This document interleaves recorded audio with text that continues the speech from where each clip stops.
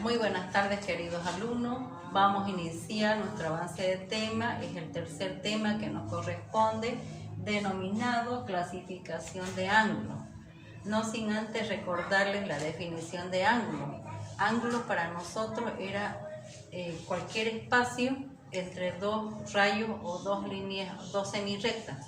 Por ejemplo, tenemos acá dos rectas en un compás. Si nosotros abrimos, ¿no?, ya vamos formando un espacio denominado ángulo.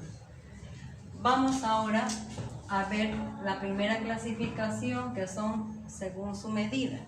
Según su medida tenemos el ángulo nudo, es aquel que mide 0 grados. Si este compás lo mantenemos cerrado, no tiene ninguna abertura, entonces mide 0 grados. El ángulo llano es aquel que mide 180 grados. Si nosotros abrimos el compás por completo, vamos a tener dos rayos con un solo origen y dos direcciones contrarias. Esta abertura mide 180 grados. Pasamos al tercero, que viene a ser el ángulo recto. El ángulo recto mide 190 grados, que viene a ser la mitad de un ángulo llano. Este vendría a ser 90 grados, la mitad de lo que era un ángulo llano. También este ángulo recto está reflejado en las esquinas, puede ser de las ventanas, de los marcos, que miden 90 grados. El ángulo agudo mide 0 grados y menos de 90 grados. Esto lo podemos reflejar en las construcciones de las casas, en la inclinación de los techos, que van formando en este caso un ángulo de 40 grados. Ahora pasamos al ángulo obtuso. El ángulo obtuso es todo aquel que mide más de 90 grados y menos de 180 grados. Como un ejemplo, estos ángulos están reflejados en lo que nosotros llamamos resbalín. Tendríamos esto viene a ser resbalín. Aquí va formando un ángulo referido a la horizontal, que viene a ser de 120 grados. Ese sería el ángulo obtuso. El ángulo convexo es aquel cuya medida está comprendida entre 0 y 180 grados. El ángulo cóncavo mide más de 180 grados y menos de 360 grados. El ángulo de una vuelta mide 360 grados. Lo podemos comparar con el reloj que tenemos nosotros en cada una de nuestras casas. Pasamos a la clasificación de ángulos según su posición. Tenemos los ángulos consecutivos. Como su nombre lo dice, está uno a continuación de otro. Estos ángulos consecutivos es cuando comparten el mismo vértice y un lado común. Por ejemplo,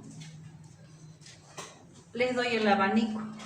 El abanico forma varios ángulos. Estos ángulos comparten un mismo vértice, y si tomamos en cuenta estos dos ángulos, comparten el vértice y comparten un mismo lado. Los ángulos adyacentes. Los ángulos adyacentes, denominados también par lineal, comparten un solo lado y sumados dan 180 lados. ¿Por qué también se denomina ángulo par lineal?